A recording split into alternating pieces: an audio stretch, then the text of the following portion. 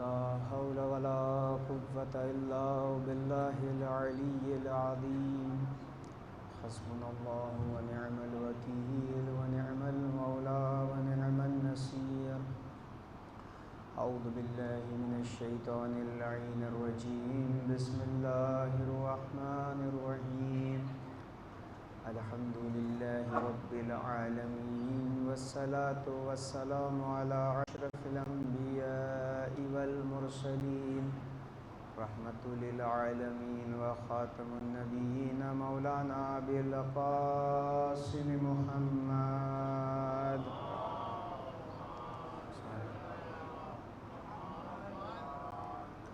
وعلى أهل بيته الطيبين الطاهرين المعصومين المظلومين أما بعد بسم الله الرحمن الرحيم رب اشرح لي صدري ويسر لي أمري واحلل عقدة من لساني يفقهوا قولي صلوات پڑھ دیں محمد وآل محمد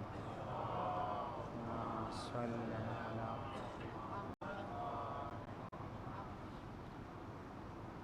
10 محرم 61 ہجری جب شام کا وقت آیا ہے تو ایک طرف عمر سعد کی فوج ہے جو فتح کے نعرے بجا رہی ہے اور خوشیاں منا رہی ہے، اور ایک طرف اولاد علی اور آل محمد علیہ السلام ہے جو جلے ہوئے خیموں کی راکھ کے اوپر بیٹھے ہوئے ہیں۔ ظاہری نگاہ سے اگر آپ دیکھیں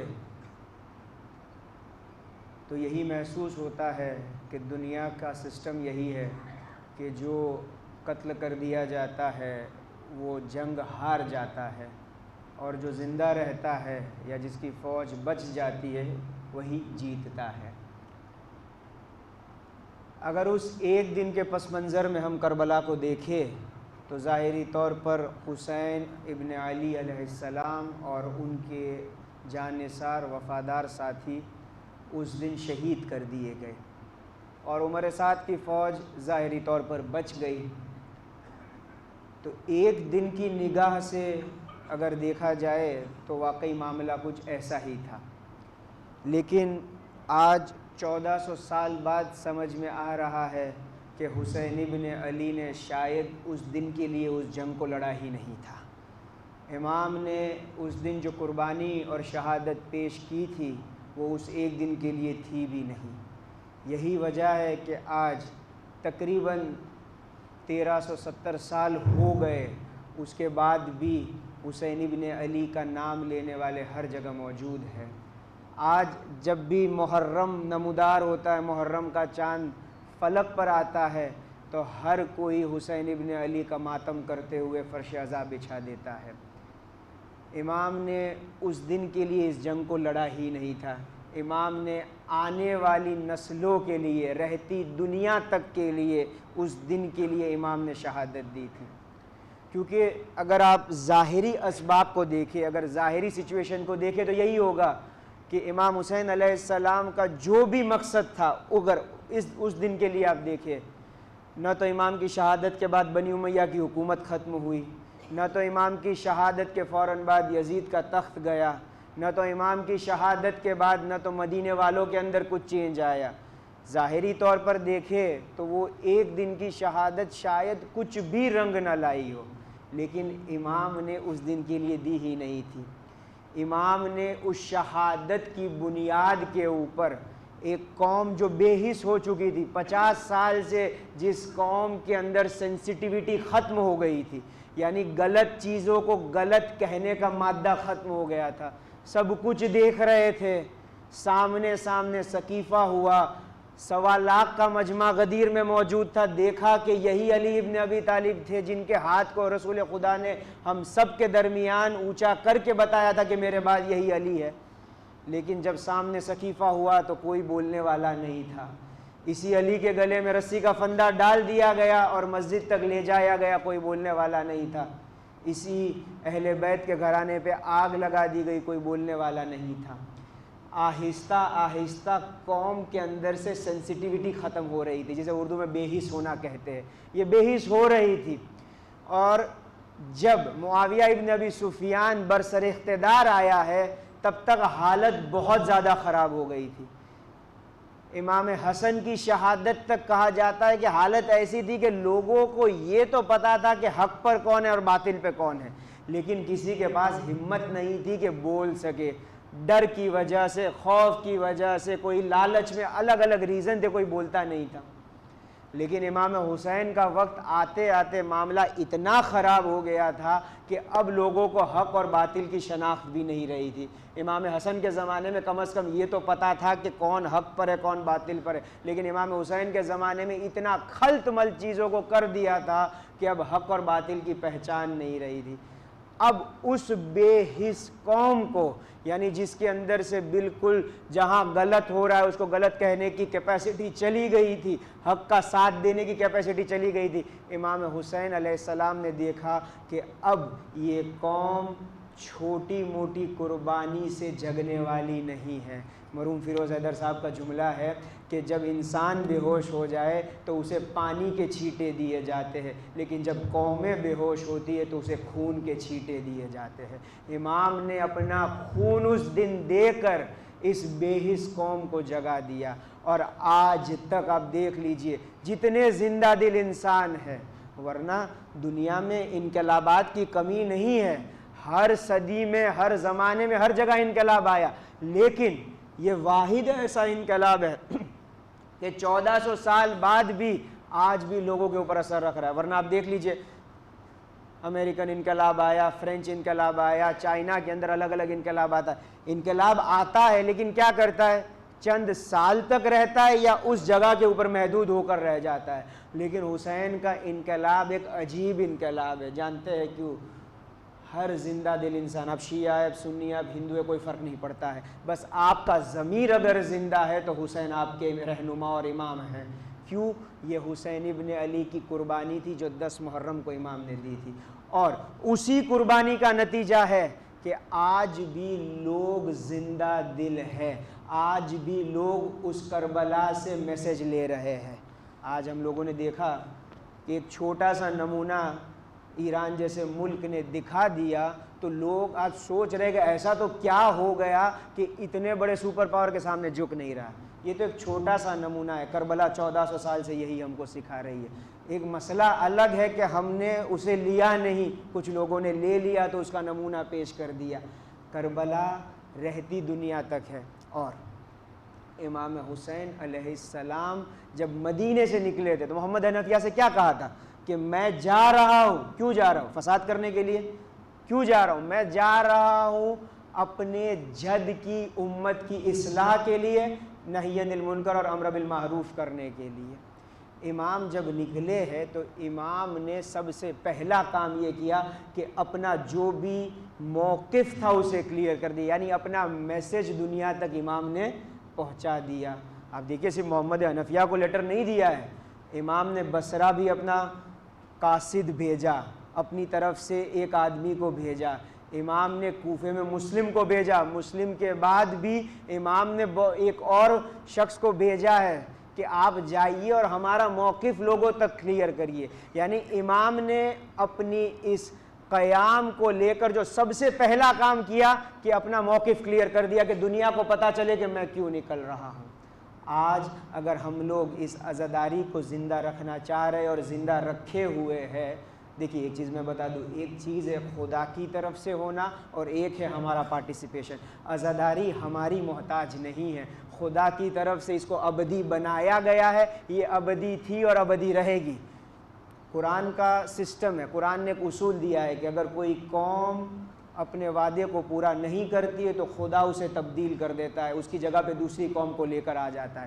اگر ہم لوگ عزاداری کو اس حساب سے انجام نہیں دیں گے تو خدا کے یہاں لوگوں کی کمی نہیں ہے، آج ہمیں کل کسی اور کو لے کر آ جائے گا. مسئلہ ہوگا ہم لوگوں کا کہ ہم محروم رہ جائیں گے امام حسین کی عزاداری سے. اسی لیے امام حسین علیہ السلام کی عزاداری ایک بحث بہت اچھی خاصی لوگ کرتے ہیں. کیا کرتے ہیں کہ عزاداری کا مقصد کیا ہونا چاہیے، یہ ہونا چاہیے، یہ ہونا چاہیے، اس پہ اچھی خاصی بحث ہوتی ہے. مجھ جیسے سیدھے سادھے آدمی کو ایک ہی چیز سمجھ میں آتی ہے کہ جو مقصد امام حسین کے قیام کا تھا وہی ان کی عزاداری کا ہونا چاہیے، اور امام اپنا مقصد بتا کر گئے۔ ہاں ہم پر چھوڑا ہوتا تو ہم بتاتے کہ یہ نہیں، یہ ہو سکتا۔ امام موقف کلیئر کر کے گئے تھے کہ میں کیوں جا رہا ہوں، امام نے کلیئر کیا تھا کہ میں کیوں نکل رہا ہوں۔ امام کا مقصد کلیئر ہے، ہماری عزاداری کا مقصد کلیئر ہونا چاہیے۔ امام نے پہلا کام مدینے سے نکلتے وقت کیا کیا؟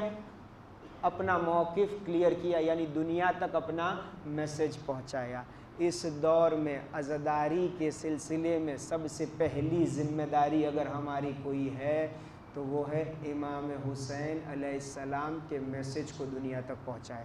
آج جب دنیا اتنی زیادہ منتظر ہے، اتنی زیادہ اتسک ہے جاننے کے لیے کہ یہ کون سی قوم ہے، پچھلے ایک سال میں جو حالات ہوئے ہیں اس میں شیعہ جسے کہتے ہیں کہ ایک فوکس میں آ گئی کہ کون لوگ ہیں، یہ کہاں سے ہے، اتنی ان کے اندر طاقت آتی ہے۔ تو جب سارا سٹیج تیار ہے تو سب سے پہلی ذمہ داری ہماری بھی وہی ہوگی جو امام حسین علیہ السلام نے انجام دی تھی۔ کیا دی تھی؟ اپنا میسج دنیا تک پہنچایا۔ اب مجھے یہاں کا تو پتہ نہیں ہے، لیکن جہاں سے میں آ رہا ہوں وہاں کا تو مجھے پتہ ہے۔ امام حسین نے کیا کیا تھا؟ اپنا میسج لوگوں تک کلیئرلی کہ میں کیوں نکل رہا ہوں۔ آج اس دور میں ہماری ذمہ داری بھی یہی ہے کہ ہم امام حسین کا میسج دنیا تک پہنچائیں، اور ہمارے پاس یہ میسج پہنچانے کے لیے سب سے امپورٹنٹ اور سب سے اہمیت کا حامل اور سب سے ضروری اگر کوئی پلیٹ فارم ہے تو یہ مجلس امام حسین علیہ السلام ہے۔ اس مجلس کو کم نہ سمجھے۔ ہم لوگ کبھی کبھی مجھ جیسے لوگ جوش میں آ کر کہتے ہیں کہ نہیں مجلس نہیں، اب سیمینار ہونے چاہیے۔ نہیں، اس کی عظمت بھی ہے اور اس کا امپورٹنس بھی ہے۔ عظمت سناتا ہوں، پھر امپورٹنس دیکھیے اور محسوس کریے کہ کون سی نعمت خدا نے ہمیں دی ہے، اور یہ مجلس کتنی امپورٹنٹ ہے اور اس کو مضبوط بنانا کیوں ہماری ذمہ داری ہے۔ ہمارے یہاں پہ ایک بہت بڑا نام ہے، علامہ عبد الحسین امینی۔ کون تھے یہ؟ الغدیر کے رائٹر تھے۔ الغدیر کون سی کتاب ہے؟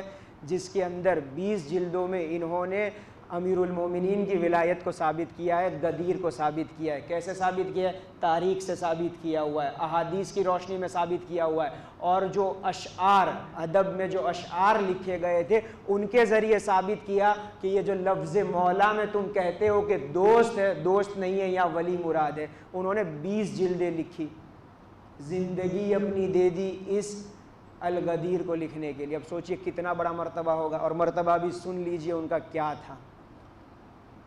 کہتے ہیں کہ جب اس دنیا سے رخصت ہوئے تو ان کے شاگرد کے خواب میں آئے، دیکھا کہ محشر کا میدان سجا ہوا ہے، لوگ نفسا نفسی کے ماحول میں ہیں، اور اس ماحول میں لوگ ڈھونڈ رہے ہیں کہ اب ہمیں بھی شفاعت مل جائے کسی کی۔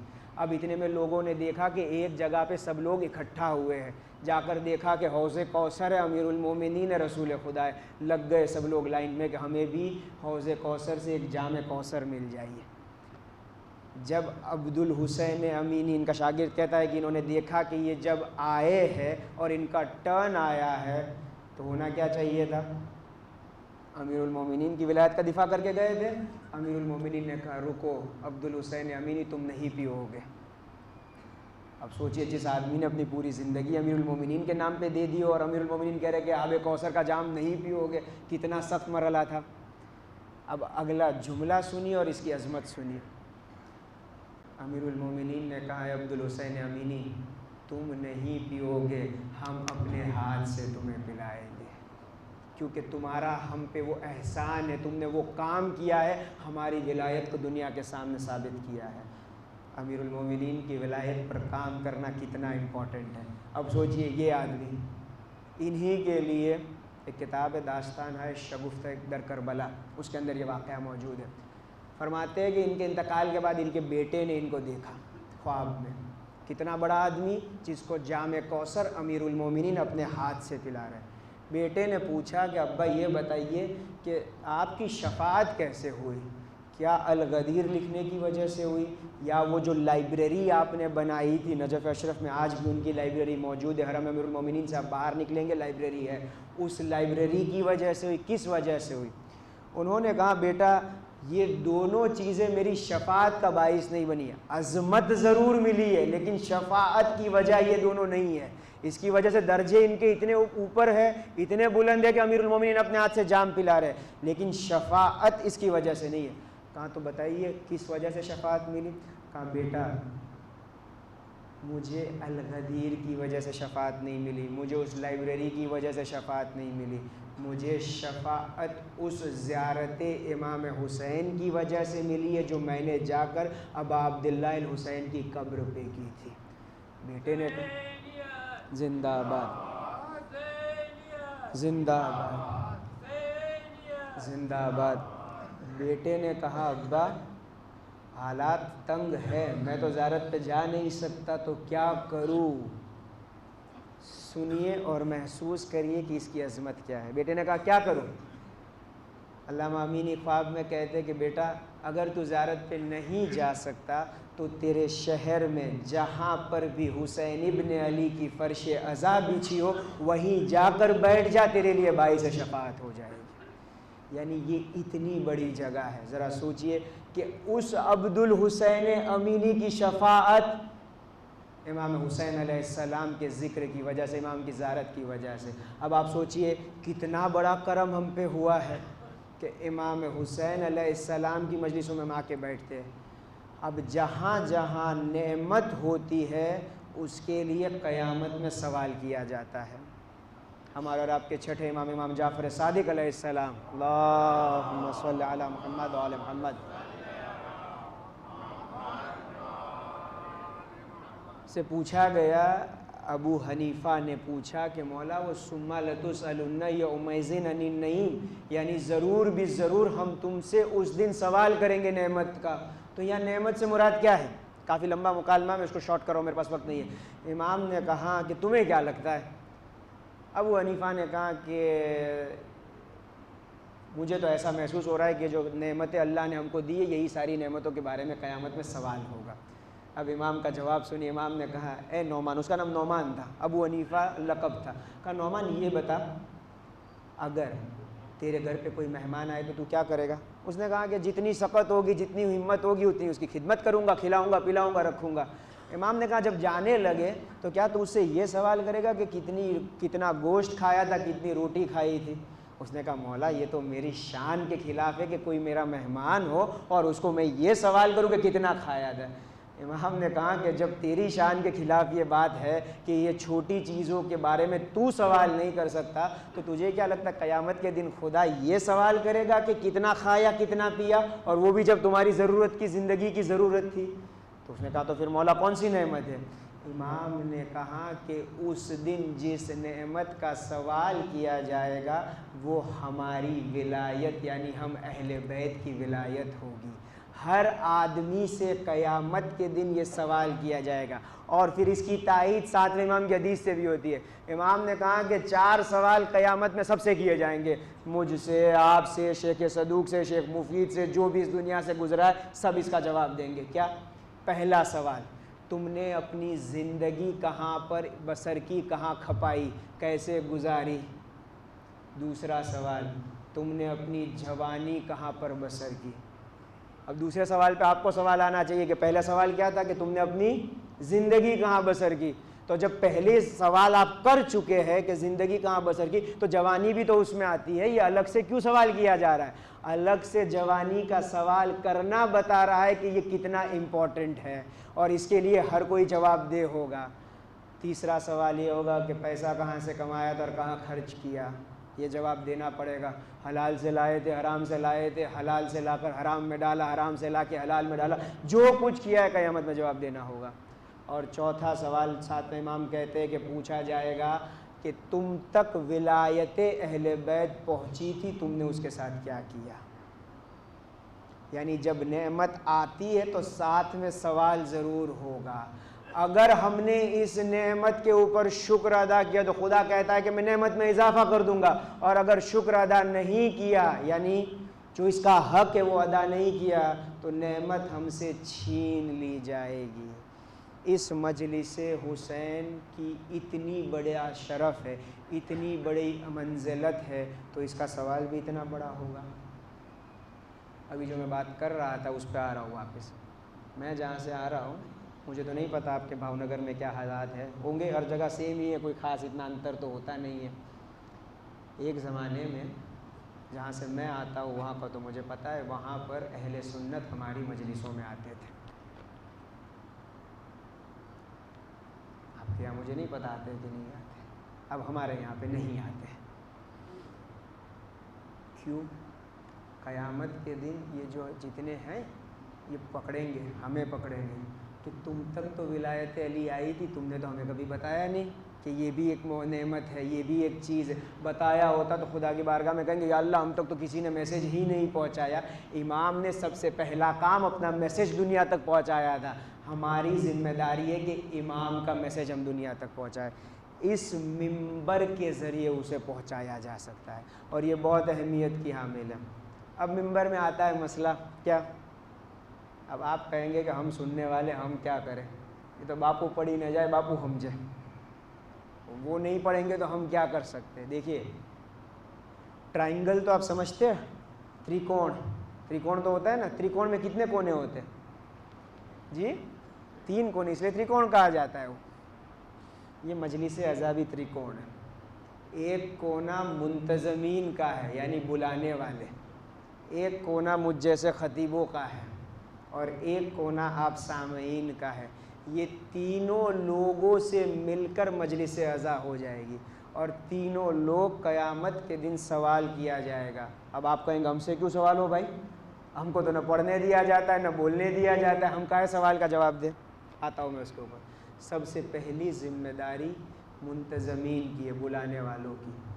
قیامت کے دن اللہ سوال کرے گا کہ بھائی ہم نے آپ کو ذمہ داری دی تھی، آپ کو موقع دیا تھا کہ اس مجلس عزا کو آپ برپا کر سکیں، تم نے بلانے میں احتیاط کیوں نہیں کی؟ ایسے کو کیوں نہیں بلایا جو حق اہل بیت منبر سے ادا کر کے جائے؟ ایسے کو کیوں نہیں بلایا جو نیچے والوں کی مشکلات کو آسان کرے؟ مشکلات کا مطلب یہ نہیں ہے کہ سماج میں صرف جو پرابلم ہے بات چیت ہے، اعتقادی مشکل ہو سکتی ہے، اخلاقی مشکل ہو سکتی ہے، احکام کی مشکل ہو سکتی ہے. ہر چیز جو نیچے والوں کی پرابلم ہے اس پہ بات منبر پر ہونی چاہیے.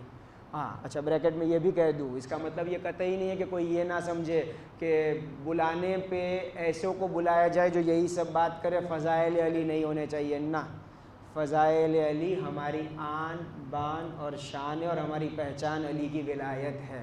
اگر کوئی یہ کہے کہ منبر سے فضائل علی نہیں ہونے چاہیے تو بہت زیادہ امپورٹنس مت دیجیے گا اس کی بات کو، کیونکہ اسی کی وجہ سے تو ہم شیعہ ہیں، ورنہ ہماری پہچان اور دوسروں کی پہچان میں فرق کیا ہے؟ لیکن فضائل کا پڑھنا ایک مرحلہ ہے اور طنز کرنا دوسرا مرحلہ ہے، یہ سمجھ لیجئے. ہم لوگ فضائل کم اور طنز زیادہ کرتے، یہ جو آنا بند ہوئے ہیں اس کی وجہ بھی یہی ہے. تب آپ کہیں گے تو کیا منبر سے ہم لوگ ان حقائق کو بیان کرنا بند کر دیں کہ جو اہل بیت کے خلاف ظلم ہے؟ نہیں، قطعی نہیں ہونا چاہیے، منبر سے ہی ذکر ہونا چاہیے، لیکن بات کرنے کا سلیقہ اور طریقہ ہونا چاہیے. اگر آپ مؤدبانہ اور عزت سے بات کریں گے، آپ ہسٹری بیان کریے، کون منع کرتا ہے، لیکن اگر ہم جب طنز پہ اتر آتے تو ساری مشکلات شروع ہوتی، پھر وہ بھاگ جاتے. آپ 2-2-4 والی لاجیکل بات کریے کہ بھائی یہ رسول خدا کی شہادت کے بعد ہوا ہے، یہ ہم مانتے، ختم ہو گئی کہانی، کوئی منع نہیں کرتا، لیکن ہم کہاں طنز میں پھنس جاتے. سب سے پہلی ذمہ داری منتظمین کی ہے، جو بلاتے ہیں سب، میں بلاتا ہوں تو میں بھی پکڑا جاؤں گا، آپ بلاتے تو آپ بھی پکڑے جائیں گے کہ ایسے کو کیوں بلایا. اچھا اور یہ بھی سمجھ لیجئے قیامت میں کیا جواب دینا ہے کہ تم نے اپنی زندگی کہاں پہ استعمال کی، ٹائم کا جواب دینا ہوگا. منتظمین سے پوچھا جائے گا کہ بھیا آپ کے پاس 1000 1200 1500 2000 لوگ آتے تھے سننے کے لیے، 2000 لوگوں کا 1-1 گھنٹہ اتنے دن آپ نے لیے ہیں، جواب دیجئے کہ کیا آپ نے منتقل کیا؟ بچ کے نہیں. دیکھیے ثواب بہت ہے لیکن ثواب کے ساتھ ذمہ داری بھی بہت بڑی ہے. مجھے بھی بہت اچھا لگتا ہے کہ یہی میری قبر کا سامان بننے والا ہے، ورنہ اور تو کچھ ہے نہیں میرے پاس، لیکن اگر صحیح سے نہیں نبھایا تو یہی مجھے پکڑیں گے کہ کیا کیا تم نے. دوسری ذمہ داری بیٹھنے والے کی، ایسی باتیں بیان ہو کہ جو لوگوں کی مشکلات کو آسان کرے. آج اس دور میں سب سے بڑی مشکل یہ ہو گئی ہے، ایک فریاد ہمارے بزرگ اکثر کرتے ہیں کہ جوان مجلسوں میں نہیں بیٹھتے، نہیں آتے. کیوں نہیں آتے بھائی؟ کوئی تو وجہ ہوگی کیوں ان کو باہر زیادہ اچھا محسوس ہو رہا ہے جبکہ یہ فرش اعضاء ہے. 4 گھنٹہ نیٹ فلکس کا پروگرام دیکھ سکتے ہیں لیکن 1 گھنٹے مجلس نہیں سن سکتے. ایسی تو کیا مصیبت ہے؟ صرف وجہ یہی ہے کہ ممبر سے جو باتیں ہو رہی ہے وہ کنیکٹ نہیں کر پا رہے ہیں. ان کو کنیکٹ کروائیے. زمانے کے ساتھ اللہ نے نبیوں کے معجزوں کو بدل دیا تھا. امام سے پوچھا گیا 10ویں امام سے کہ ہر نبی کا معجزہ الگ الگ کیوں تھا؟ رسول خدا سے کا الگ، جناب عیسیٰ کا الگ، جناب موسیٰ کا الگ، جناب نوح کا الگ. اللہ چاہتا تو ڈے 1 سے ایک ہی معجزہ رکھ دیتا، سب کا معجزہ ایک جیسا، اور معجزہ چیز بھی ایسی ہوتی ہے کہ ایک عام آدمی نہیں کر سکتا ہے. امام نے کہا کہ زمانے کی ضرورت کے حساب سے اللہ نے انبیاء کے معجزوں کو بدلا تھا کہ جو ضرورت تھی زمانے کی اس حساب سے معجزہ تھا. جناب عیسیٰ کے زمانے میں طب عروج پہ تھا تو وہاں پہ جناب عیسیٰ کوڑ والوں کو یا اندھوں کو ان کی شفا دیتے تھے جو لوگ نہیں کر پاتے تھے.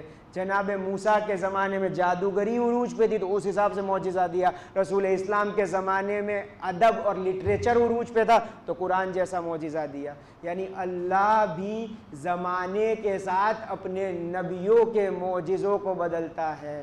تب آپ کو کیا لگتا ہے کہ کیا ممبر کو بھی اپڈیٹ نہیں ہونا چاہیے؟ یہ سوال ہے جو مجھ جیسے لوگوں کو سمجھنا ہوگا کہ اگر ہم ایسی باتیں نہیں کریں گے جو لوگوں کی اعتقادی مشکل کو، لوگوں کی اخلاقی مشکل کو، لوگوں کے فقہی مشکل کو اگر حل نہیں کر سکتے تو پھر ہمیں اس کا جواب دینا ہوگا. اب آپ کہیں گے کہ وہ آپ جانیں، منتظمین جانیں، ہمارا کیا ہے؟ ہم کو تو بولنے کا موقع بھی نہیں دیا جاتا. نہیں، آپ کی بھی ذمہ داری ہے. کیا ہے؟ سوال کرے. تب آپ کہیں گے سوال کرنے کا مطلب کیا بیچ مجلس میں شروع ہو جائے کہ کہاں سے پڑھا؟ نہیں. مومن کی ایک عزت اور ایک حرمت ہے. بیچ مجلس میں شروع ہونے کی ضرورت نہیں ہے، لیکن مجلس کے بعد اگر واقعی کوئی بات آپ کو سمجھ میں نہیں آئی ہے، کوئی ریفرنس آپ کو چاہیے تو آپ خطیب کے پاس جا کر پوچھیے، عزت کے ساتھ مؤدبانہ طریقے، حفظ مراتب کا خیال رکھتے ہوئے. اس کی بے عزتی نہیں ہونی چاہیے. اگر یہ ہم کر لیں گے تو پھر مجھے بھی آ کے سوچنا پڑے گا کہ بھاؤ نگر پڑھنے جا رہا ہوں، ایسے ہی کچھ بھی پڑھ کے نہیں آ پاؤں گا، تیاری کر کے جانا ہے. لوگ پوچھیں گے. جب آپ پوچھنا بند کریں گے میرے حوصلے بلند ہو جائیں گے، کچھ بھی پڑھ لو یہاں تو کون پوچھتا ہے. اس لیے یہ آپ کی بھی ذمہ داری ہے. لیکن اس کا مطلب قطعی یہ نہیں ہے کہ ہم کچھ بھی صرف پریشان کرنے کے لیے پوچھیں. جو بات نہیں سمجھ میں آئی ہے پوچھے. اچھا، اس میں کبھی کبھی مجھ جیسے خطیبوں کو برا لگ جاتا ہے کیا کہ بھائی کاہے پوچھ رہے ہو تم؟ آپ کیوں پوچھ رہے ہیں؟ کیا ہماری بات پہ بھروسہ نہیں؟ نہیں، میں نے آپ کا 1 گھنٹہ لیا ہے بھائی، آپ کا حق ہے میرے اوپر. آپ مجھ سے پوچھ سکتے ہیں کہ یہ آپ نے ایسا کیوں پڑھا. مجھے کوئی بری لگانے کی بات نہیں ہے. اگر سمجھا پایا ٹھیک ہے، نہیں سمجھا پایا تو علماء سے پوچھ کے دریافت کر دوں گا. لیکن یہ ذمہ داری ہے.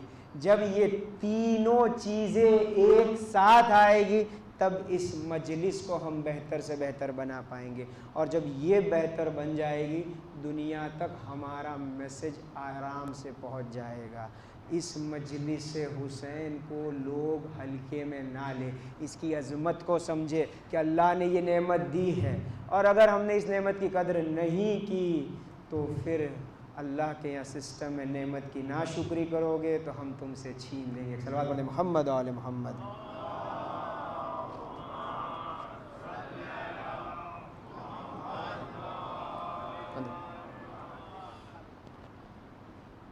ٹائم تو ہے لیکن کتنے بجے تک پڑھنا ہے یہ پوچھ رہا ہوں. بہرحال بات یہاں تک پہنچی تھی کہ امام حسین علیہ السلام کی یہ قربانی بہت عظیم قربانی ہے. 1400 سال بعد بھی لوگوں کو پریرت کر رہی ہے. اور امام جب نکلے تو پہلا کام امام نے جو کیا ہے وہ اپنا میسج دنیا تک پہنچایا. ایک اور بات کروں اور انشاءاللہ آپ کی زحمت کو تمام کروں. ہمارے آباء و اجداد نے ایک کام ایسا کیا ہے، مجھے نہیں پتا کیا ان کا سسٹم تھا، خدا بہتر جانے. ہمارے پاس ایسا کوئی ڈیٹا نہیں ملتا ہے یا کہیں کوئی کتاب نہیں ملتی یا کہیں کچھ لکھا ہوا نہیں ہے، لیکن کچھ تو انہوں نے ایسا کیا تھا کہ ہندو اہل سنت ان سب کے گھروں میں آپ کو تعزیے دکھتے تھے، ان سب کے گھروں میں آپ کو امام حسین علیہ السلام کا علم دکھ جاتا تھا، ان سب کے گھروں سے سبیلیں ہوتی تھی۔ اب وہ کیا سسٹم تھا نہیں پتہ ہے، لیکن آپ تاریخ اٹھا کر دیکھیے، آپ کو بہت سارے ایسے لوگ مل جائیں گے جو تھے ہندو، تھے سنی، جن کا امام حسین سے براہ راست کوئی لینا دینا نہیں تھا، لیکن محرم جب آتا تھا امام حسین کے لیے قربان تھے۔ آپ نے ان کا نام تو سنا ہی ہوگا۔ بروڈا میں جو راجہ مہاراجہ ہوا کرتے تھے، جن کا گائیکواڑ فیملی، جو بروڈا کی رائل فیملی گنی جاتی ہے، کہا جاتا ہے کہ ان کے گھر پہ بھی محرم میں امام حسین حضرت عباس ابوالفضل عباس علیہ السلام کا علم لگتا تھا اور اس کے اوپر جناب سکینہ کی مشق لگتی تھی۔ حتیٰ پونا کے لیے کہا جاتا ہے کہ جہاں پہلے آج سے 200 سال پہلے تک شیعوں کی اتنی آبادی نہیں تھی، وہاں پر کم و بیش 100 سے زیادہ تعزیے نکلتے تھے، جبکہ شیعہ اتنے تھے بھی نہیں۔ تو کون نکالتا تھا؟ دوسرے لوگ نکالتے تھے۔ ایک اور میں آپ کو اگزامپل دے دوں، مدھیہ پردیش میں جو بھوپال کی جو رائل فیملی ہے، سندھیا فیملی، آج بھی محرم میں ان کا جو ایک ونشج ہمارا منسٹر ہے کوئی، وہ آج بھی محرم میں جاتا ہے، چادر چڑھاتا ہے، پھر وہاں سے خراج عقیدت پیش کرتا ہے، پھر اس کے بعد تعزیہ اٹھتا ہے۔ ان کے دادا کے لیے کہا جاتا ہے کہ ان کے دادا کے گھر میں سال بھر تعزیہ رہتا تھا۔ ایک دن آگ لگ گئی تعزیے میں آگ لگی تو کیا کیا جائے، تعزیے میں آگ لگ گئی، یہ بیچارے ڈر گئے کہ ایسا کیا ہو گیا کہ امام حسین علیہ السلام ہم سے ناراض ہو گئے۔ انہوں نے باقاعدہ چیک کروایا کہ کیا مشکل ہوئی، تو کسی نے بتایا کچھ نہیں تھا، شارٹ سرکٹ ہوا تھا، تعزیہ جل گیا آپ کا۔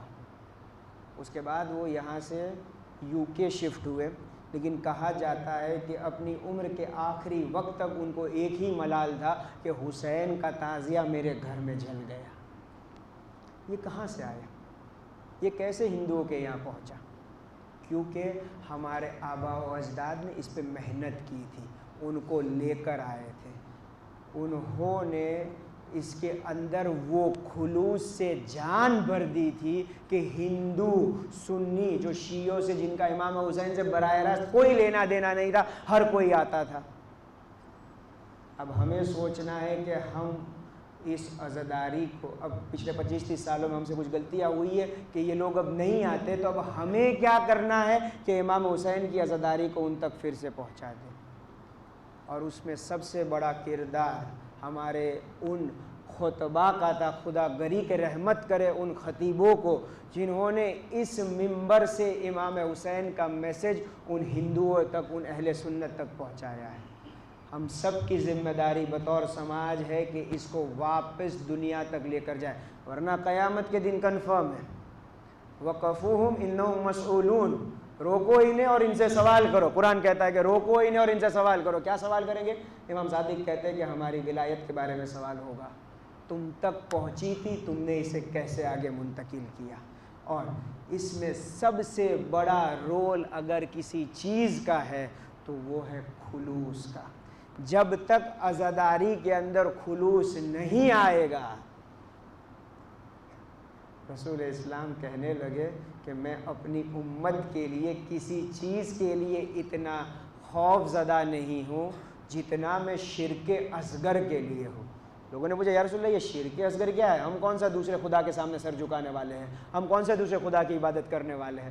رسول اسلام نے کہا کہ میں شرک اکبر کے لیے نہیں، شرک اصغر کے لیے تمہارے لیے خوف زدہ ہوں کہ تم اس کے اندر مبتلا ہو جاؤ گے۔ کہا کیا ہوتا ہے شرک اصغر؟ کہا شرک اصغر کا مطلب ہے ریاکاری، خلوص کا نہ ہونا۔ شیطان میرے پاس آ کر یہ تھوڑی کہنے والا ہے کہ تم دوسرے خدا کی عبادت کرو اور میں مان بھی جاؤں، اسے پتہ ہے کہ یہ اتنے آسانی سے تھوڑی دوسرے خدا کی عبادت کرے گا، لیکن وہ میرے دل میں آ کر یہ تو کر ہی سکتا ہے کہ ارے بھائی بھاؤ نگر پڑھنے جا رہے ہو، لوگ واہ واہ کریں گے، اس کو سنانا ہے، اس کو دکھانا ہے، ختم۔ اگر ہماری نیتوں میں خدا کے علاوہ کوئی ایک بھی اندر شامل ہوا، خدا کے علاوہ کوئی بھی شامل ہو گیا، ختم ہے۔ قیامت کے دن آواز آئے گی جس کے لیے عبادت کی ہے اسی سے بدلہ لے لو۔ امام صادق ایک حدیث میں فرماتے، سخت حدیث ہے، سنیے گا، کتنا امپورٹنٹ ہے خلوص کو رکھنا اور عزاداری میں کتنا امپورٹنٹ ہے۔ امام صادق فرماتے ہیں کہ قیامت کے دن منادی آواز دے گا۔ کیا آواز دے گا؟ ایک نمازی کو لے کر آیا جائے گا، اور جب اس کو محشر میں لایا جائے گا، امام کہتے ہیں کہ آواز آئے گی اس کو اٹھا کے جہنم میں ڈالو۔ پوچھا جائے گا نمازی ہے یہ، اس کو کیوں جہنم میں ڈالا جا رہا ہے؟ کہاں اس نے نماز اس لیے پڑھی تھی کہ لوگ اس کو دیکھے کہ کتنا بڑا پرہیزگار ہے، عبادت ہمارے لیے نہیں تھی، جہنم میں ڈالو، ڈال دیا۔ پھر امام کہتے ہیں کہ قاری قرآن کو لایا جائے گا۔ قاری قرآن، کہاں اسے بھی جہنم میں ڈال دو؟ کہاں کیوں بھائی اس کو کیوں جہنم میں ڈالا جا رہا ہے؟ کہاں اس نے صرف اس لیے قرآن پڑھا تھا تاکہ لوگ اس کی آواز کی واہ واہ کرے، اسے جہنم میں ڈال دیا جائے، ہمارے لیے کچھ نہیں کیا تھا۔ پھر ایک سخی داتا کو لایا جائے گا، چیریٹی کرنے والا، خدا کہے گا اسے بھی جہنم میں ڈالو۔ کیوں بھائی؟ کہاں اس کا عمل صرف اس لیے تھا کہ لوگ واہ واہ کرے کہ بھائی کتلو دان کرے سے اللہ نی راہ میں، کتلو خرچو کرے سے، اللہ نے کہا ڈالو اسے جہنم۔ پھر اس کے بعد اس سے بھی سخت مرحلہ، ایک شہید کو لایا جائے گا۔ نماز پڑھنے والے نے اپنی زندگی جی ہے، قرآن پڑھنے والے نے اپنی زندگی جی ہے، سخی داتا نے پیسہ دیا ہے، زندگی نہیں دی ہے۔ شہید وہ ہوتا ہے جو اپنی زندگی خدا کی راہ میں دے دیتا ہے۔ قیامت کے میدان میں امام کہتے ہیں کہ لایا جائے گا اور کہا جائے گا کہ اسے بھی جہنم میں ڈالو۔ کیوں؟ کہاں یہ میدان میں صرف اس لیے گیا تھا کہ لوگ اس کی واہ واہ کرے کہ کتنا شجاع آدمی تھا۔ مجھے انصاف سے بتائیے، ہم سب کے پاس قیامت میں شفاعت کے لیے کیا ہے؟ ہمیں ہماری نماز کا پتہ ہے، ہمیں ہمارے روزے کا پتہ ہے، ہمیں ہمارے اعمال کا پتہ ہے کہ کس کیٹیگری میں ہم لوگ فال کرتے ہیں۔ صرف یہی عزائے حسین ہم سب کی امید ہے۔ اور اگر مان لیجئے قیامت میں جا کے یہ پتہ چلا کہ یہ بھی خدا کی بارگاہ میں قبول نہیں ہوئی، کتنا سخت مرحلہ ہو جائے گا۔ اس کے علاوہ ہمارا اور آپ کے پاس کچھ نہیں ہے، ہماری نمازیں اس معیار پہ نہیں ہے، ہمارے اعمال اس معیار پہ نہیں ہے، ہم سب جانتے ہیں کہ ہمارا کیا معیار ہے۔ ایک ہی تو امید ہے ہماری کہ یہی ہم کو جنت میں لے کر جائے گی، اور اگر واقعی اس میں بھی خلوص نہیں ہوا تو اسی لیے عزاداری میں خلوص کا ہونا ضروری۔ جو کرے، جھاڑو مارنے سے لے کر بڑے سے بڑا پروگرام کرنے تک انسان کو دیکھنا ہے کہ وہ صرف اور صرف امام حسین علیہ السلام کے لیے سے انجام دے رہا ہے، نہ کسی کو دکھانے کے لیے۔ مجلس میں اگر جا رہے ہیں، نیتوں کو پاک کر کر جائے، کسی بھی پروگرام میں جائے نیتوں کو پاک کرنے جائے۔ منتظمین کو، بانی کو چہرہ دکھانا ہے، سماج کیا کہے گا، نہیں، امام حسین کے نام پہ جو کرے بس مولا تیرے لیے ہے۔ اور جب خلوص آ جائے گا تو حدیث کے جملے ہیں کہ چھوٹا کام ہوگا اور اگر خلوص سے کیا جائے گا تو خدا اسے اتنا بڑا بنا دے گا کہ لوگوں کے درمیان عام کر دے گا۔ اور اس کی زندہ مثال دیکھنا چاہتے ہیں، اس کی زندہ مثال امام حسین کی شہادت ہے۔ کربلا آج آباد ہوا ہے۔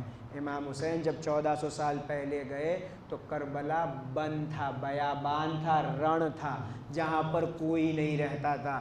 امام حسین کی شہادت کا مطلب کربلا میں صرف اتنا بنتا تھا کہ حسین شہید ہو گئے، کسی کو پتہ بھی نہ چلتا۔ شاید مہینوں بعد جب قافلہ مدینے پہنچتا تو پتہ چلتا کہ حسین ابن علی گئے تھے، شہید ہو گئے۔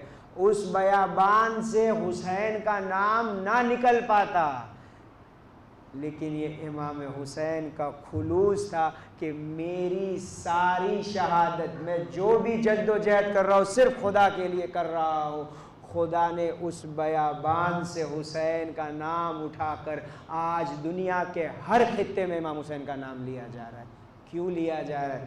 خلوص تھا امام کا، ورنہ اس صحرا میں ختم ہو جاتی بات، لیکن امام نے اپنے آپ کو صرف اور صرف خدا کے لیے۔ یہی وجہ ہے کہ کربلا کے ہر مارکے میں آپ دیکھیے حمید ابن مسلم وہاں کا رائٹر ہے، یزید کی طرف سے، شیعہ نہیں ہے، امام کا ماننے والا نہیں ہے، کہتا ہے کہ جب حسین ابن علی آخری رخصت کے بعد اپنی جنگ کے لیے آئے ہیں تو میں نے حسین کے چہرے کے اوپر ایک ایسا استقامت کا نور دیکھا کہ کوئی یہ نہیں کہہ سکتا تھا کہ یہی وہ آدمی ہے کہ جس کا بھرا گھر ابھی اجڑ گیا ہے۔ کہاں سے آئی یہ استقامت؟ کہاں سے آیا یہ نور؟ یہ خدا کا خلوص تھا کہ حسین نے ہر موڑ کے اوپر، ہر جگہ ایک ہی بات رکھی، رضن بقضائہ و تسلیما، خدا جو کچھ ہے سب تیرے لیے۔ حسین کسی سے کچھ نہیں چاہتا ہے، اگر مجھ پہ یہ مصیبت آ رہی ہے تو صرف تیری خاطر حسین اس کو سہ لے گا۔ امام حسین نے ہر موڑ کے اوپر، لیکن روایت کہتی ہے، اچھا صبح عاشور سے لے کر عصر عاشور تک ہر شہادت کے بعد حسین کے چہرے پر استقامت کا نور بڑھتا جاتا تھا، لیکن ایک موقع ایسا آیا ہے کہ جہاں پر حسین کے لیے شہادت اتنی سخت تھی کہ آسمان سے خدا نے تعزیت دی ہے امام حسین کو۔ اکبر کا لاشا اٹھایا، امام نے مرثیہ ضرور پڑھا ہے، بیٹا تیرے بعد میرے لیے دنیا کرنا مصیبت کا، دنیا مصیبت کی جگہ ہے، تیرے بعد میں زندگی نہیں کر پاؤں گا، لیکن آسمان سے حسین کو تعزیت نہیں دی گئی۔